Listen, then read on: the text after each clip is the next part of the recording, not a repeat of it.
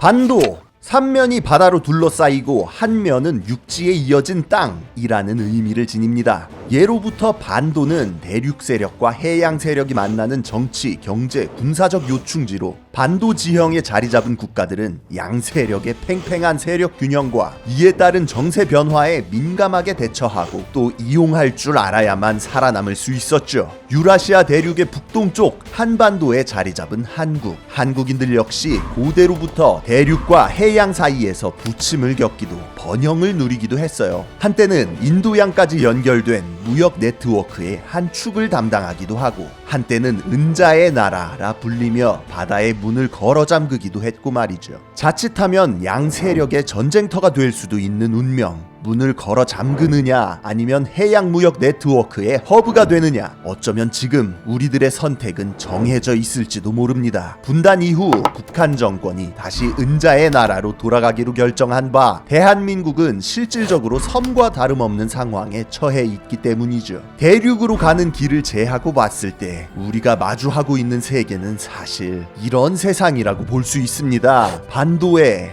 아니 사실상의 섬에 자리 잡은 대한민국, 바다와 항로에 대해 여러 영상들을 만들어 온 저희 지식해적단 연말 특집으로 준비했습니다. 한반도 주변의 바다 그리고 그 너머의 바다는 어떻게 돌아가고 있을까요?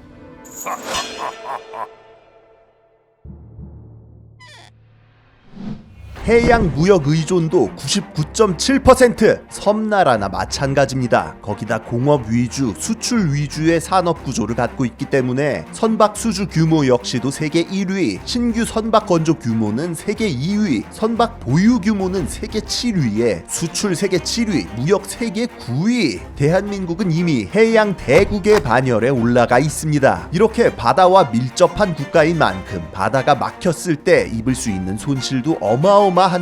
모종의 이유로 한국의 해상 교통로가 차단된다면 어떤 일이 일어날까요? 바다가 단 하루만 차단돼도 6,024억 원의 경제적 손실이 생기고 15일 이상 차단될 경우 제철 산업, 제조업, 건설업 등 한국 경제의 근간이 마비됩니다. 자원이 부족하고 식량 자급이 미비한 한국의 현실상 국민들의 식생활과 대중교통 등 기본적인 생활 자체도 금방 삐걱거리게 되죠. 해상이 100일 이상 차단되게 된다면 국가 경제 자체가 완전히 붕괴할지도 모릅니다. 해상 교통로는 대한민국에게 있어 생명선이나 다름없는 것이죠.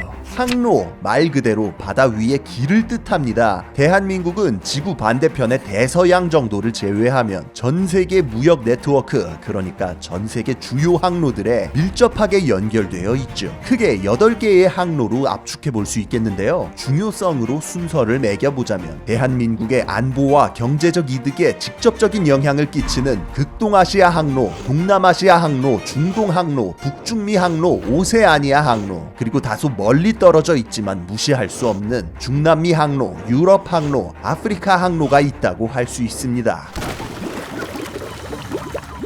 대한민국의 해상 물동량 중 27.6%가 극동아시아 항로를 통해 움직입니다. 한국 근해부터 동중국해까지를 포함하는 가장 핵심적인 해상 교통로라고 할 수 있죠. 한반도를 중심으로 서쪽으로 중국, 동쪽으로 일본, 북쪽으로 러시아, 이처럼 강대국들이 둘러싸고 있는 지역이기 때문에 역사적으로 한반도에 세워진 국가들이 해양을 중시했을 때나 쇄국을 했을 때나 변함없이 중요했던 핵심 해역이자 앞마당입니다.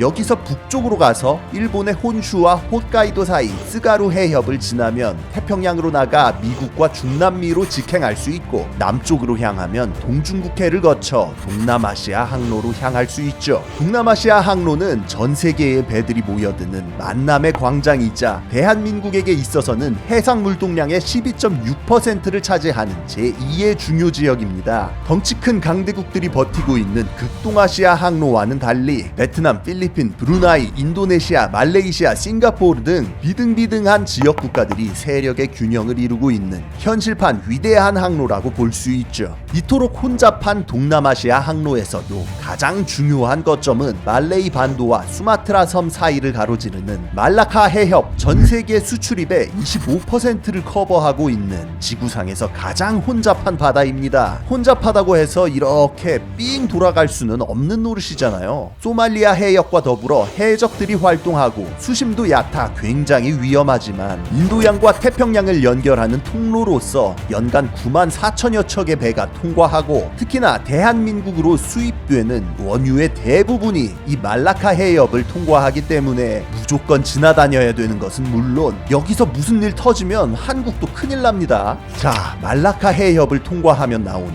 중동 항로, 다시 말해 인도양입니다. 아랍과 페르시아, 인도 등 오랜 역사를 가진 문명들이 접해 있는 해역으로 예로부터 신라와 고려 등으로 교역을 하러 왔던 이슬람 상인들이 이 항로를 통해 출발하여 말라카 해협을 지나 태평양으로 넘어왔습니다. 이후 대항해 시대에는 유럽인들의 향신료 무역으로 핫한 지역이 됐고 21세기 현재에는 무엇보다도 석유 때문에 중요한 해역인데요. 전 세계의 산유국은 유럽이나 아메리카 등 여러 곳에 분포해 있지만 대한민국이 수입하는 원유는 절반 이상이 중동에서 온다는 거. 한국으로 원유를 수출하는 최대 수출국 사우디아라비아부터 이란, 쿠웨이트, 이라크, 아랍에미리트, 카타르까지 모두 인도양에 면한 국가들입니다. 특히나 이란과 오만 사이의 호르무즈 해협은 전 세계 해상 석유 수출량의 30%를 차지하는 석유의 해협이라고도 할 수 있는 곳으로 대한민국의 기름값도 여기서부터 결정된다고 볼 수 있겠죠.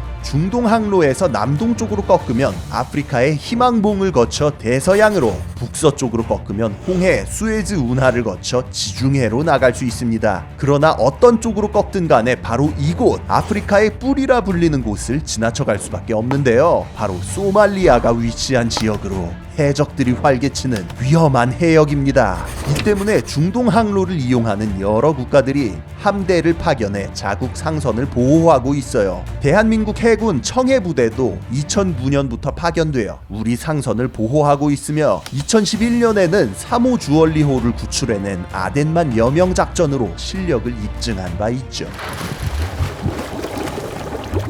인도양 서쪽 해적으로부터 상선을 보호하는 것도 중요하지만 대한민국 경제와 안보에 역시나 연관되어 있는 항로는 동남쪽 오세아니아로 향하는 대양주 항로입니다. 중국에 대한 무역 의존도가 높은 한국에게 있어 풍부한 자원을 보유하고 있는 호주와 뉴질랜드는 절대 무시할 수 없는 경제협력 대상이기 때문이죠. 인도양에서 접근할 경우 토러스 해협을 통과하지만 한국은 극동아시아에서 접근하므로 최근에 댐피어 해협을 주로 이용하고 있습니다. 호주와 뉴질랜드 그리고 작은 섬나라들로 구성되어 있는 오세아니아, 경제뿐 아니라 안보적으로도 밀접히 연관되어 있는 지역입니다. 호주와 뉴질랜드는 한국전쟁 때부터 지상군을 파병했을 정도로 대한민국의 전통적인 우방국이자 미국의 5개의 눈, 파이브 아이즈의 구성원이기 때문이죠. 인류의 역사 내내 바다에서는 크고 작은 사건들이 일어났지만 바다가 가장 핵심적이고 또 주요한 영역이 된 건 대항해 시대 이후였습니다. 바다에 패권을 두고 여러 유럽 국가들이 싸웠고 그 승자는 영국이었죠. 그러나 2차 대전 이후 유럽이 주도하는 세계 질서가 저물고 그 패권을 미국이 가져가면서 사실상 세계의 바다는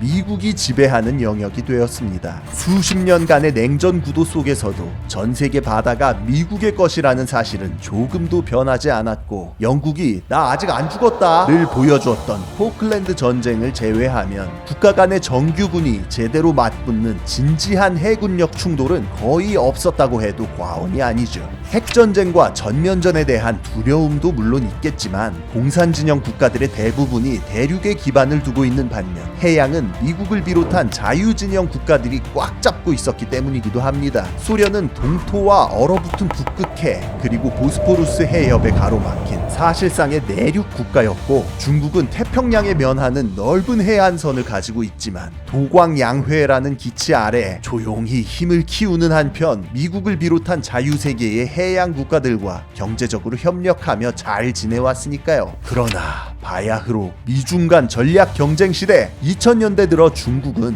완전히 전략을 바꿔 2008년 세계 금융 위기와 베이징 올림픽 그리고 2012년 시진핑의 집권을 거쳐 보다 공세적으로 거듭나기 시작했고 군사력 증강을 위해 총력을 기울이고 있으며 러시아도 주변국들을 침공하며 다시금 그 무서운 존재감을 드러내고 있습니다. 압도적인 해군력을 기반으로 전 세계 바다를 마음대로 주무르고 있는 미국의 대항해, 자기 자기네들 지역에 대한 이권 방어를 하려고 모든 방법을 동원하고 있죠.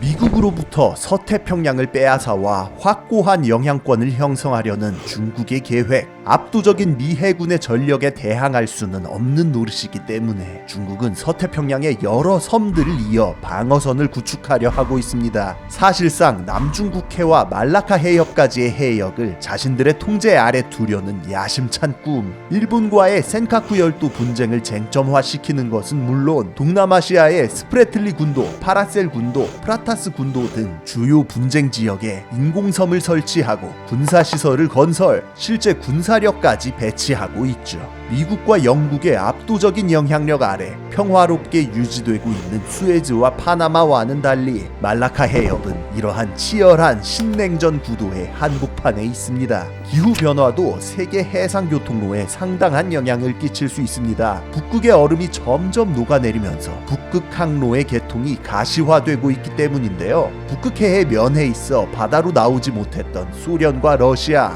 만약 북극에서 자유로운 항행이 가능해지며 새로운 항로가 열린다면 사실상 러시아의 앞마당이나 마찬가지인 이 북극 항로에서 우리 대한민국이 얻을 수 있는 이득은 어떤 게 있을까요? 격변의 한복판에 있는 두 해로 모두 대한민국과 뗄래야 뗄 수 없는 중요한 지역이고, 또 한반도는 중국의 해양 주권 수호를 위한 구상 안에서 무조건 차지해야 하는 핵심 거점입니다. 현재의 상황을 이해하고 앞으로 다가올 바다의 미래에 대비해야만 하지 않을까 생각하며 다음 영상에서는 해상교통로의 미래를 얘기해보고자 합니다. 지금까지 지식해적단의 키드였습니다. 감사합니다.